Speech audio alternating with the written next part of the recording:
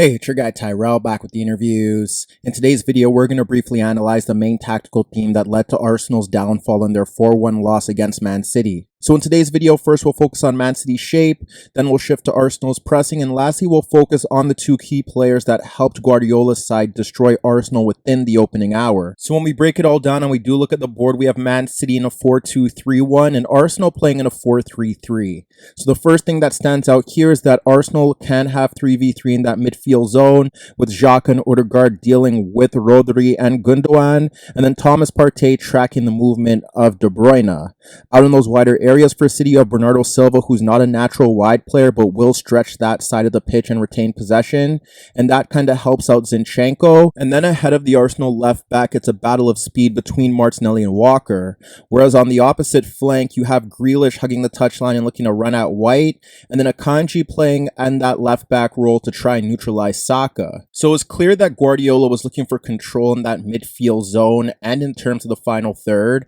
but also protection ahead of the back four, with two players sitting just ahead of them in Gundogan and Rodri to track the movement of Xhaka and Odegaard if they look to push forward, to form a front five that Arsenal are renowned for as they shift into a 3-2-5. That should ultimately shift into us focusing on Man City's shape, because there were two manners in which they were able to win this match. One being the manner in which they pressed from the front to ensure that Arsenal couldn't build out of the back or get the ball in towards their attacking players, and their ability to get De Bruyne and Erling on the ball between the lines and then break quickly in transition. So out of possession, what we ended up seeing from City is that they had Erling pressing the center backs, but there were times where De Bruyne would step forward to close down one of the center backs as well, and then he would block off the passing lane to ThomasPartey. In the early stages, we witnessed De Bruyne and Erling swap their time stepping towards the ball-carrying center back, and then one would sit on ThomasPartey while Rodri and Gundogan tracked the movement of Xhaka and Odegaard. It was no surprise that Arteta would look to shift into a 3-2-5, and Guardiola was prepared for that.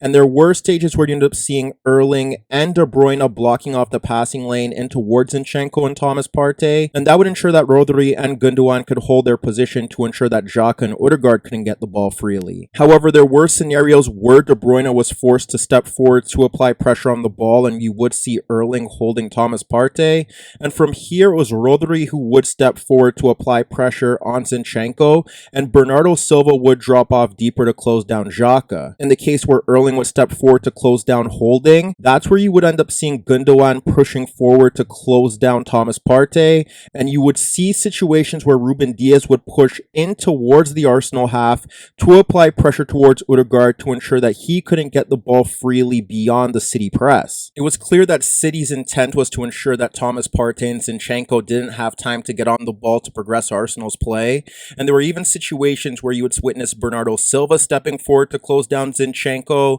and then Walker would push high on Xhaka, and there was even a time where you witnessed Gundogan pushing forward because Zinchenko shifted all the way to the opposite side of the pitch in that central area to get on the ball, and Gundogan applied pressure to ensure that he couldn't receive it freely. One of the key components to Arsenal bypassing the opposing side's press this season has been the movement of Gabriel Jesus dropping off into the midfield zone to overload it and receive the ball freely to retain possession. But what ended up happening here was that Stones and Ruben Dias did a very good job of tracking his movement in towards that zone, and if it wasn't them, it'd be Rodri, one of the fullbacks, or even the attacking midfielders shifting across to apply pressure to ensure that he couldn't receive the ball freely on the ground. And then in terms of Ramsdale, or one of the center backs playing long, he often failed to win those aerial duels against the center backs or Rodri. Whereas when you look to Arsenal's press, it was clear that Gabriel Jesus would lead the line, and in that midfield zone, like I said, Odegaard and Xhaka would push forward to close down Rodri and Gundogan when they dropped off in towards their own third to get on the ball. But there were occasions where Odegaard did step towards Ruben Dias,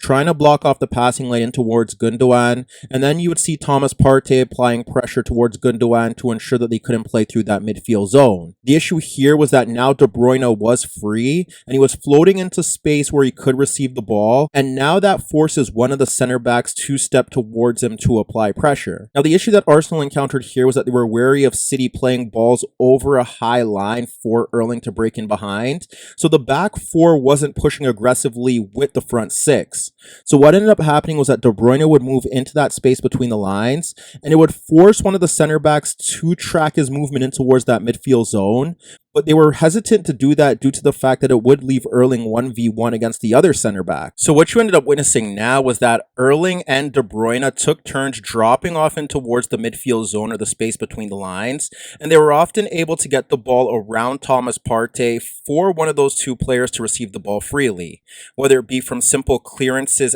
out of City's third, whether it be from throw-ins where the ball would just simply be played in towards De Bruyne or Erling, and they were able to turn freely and shift possession out to the opposite flank. And they were simply relying on the center backs to push forward with the ball, and you had Erling dropping off Gabriel and Holding to receive the ball and link play with his teammates to help City retain possession. And it was De Bruyne who could check in as well to receive the ball, and he was looking to instantly break forward and help City progress their attack. In many of these scenarios with De Bruyne, he would simply have to shift towards his right or towards his left to get into a pocket of space, and then you would see his center backs pushing forward and playing passes in towards him, and from there he could push City forward. One of the ways that Arsenal could have rectified this is by having Saka shift into more of a central area and pick up the man that ThomasPartey was stepping forward towards, and that was often Gundogan. And then if the ball was pushed out towards Akanji, then he could shift across to close him down,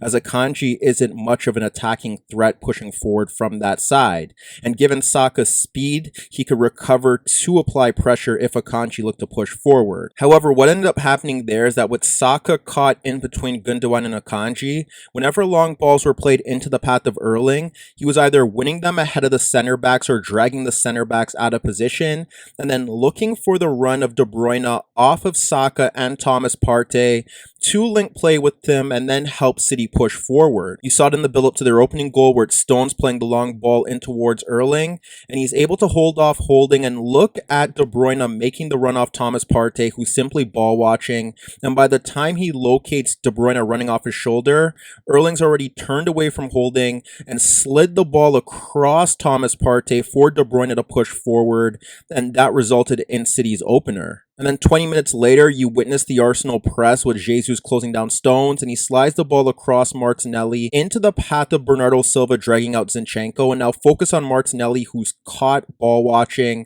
and now Bernardo could drop it off to Walker free as Martinelli doesn't track his movement, and Walker splits Zinchenko and Xhaka, and that's where you see ThomasPartey taken out of the game, Erling getting space away from Gabriel, Holding pinching, and De Bruyne running off Saka, and Erling slides the ball across Holding for De Bruyne, again breaking free on goal, and that creates another City chance. And to no surprise, we didn't see any significant tactical shifts from City at the start of the second half, and they were able to kill off the game within the opening 10 minutes, as they primarily focused on long balls over the Arsenal press, and simply Kevin De Bruyne making free runs off ThomasPartey that were untracked. So as you could see, Man City's pressing scheme was far more effective than Arsenal's, and it was De Bruyne and Erling who proved decisive with their combination between the lines to ignite dangerous transitional attacks for Guardiola, as the hosts were capable of playing through and over the away side's front six.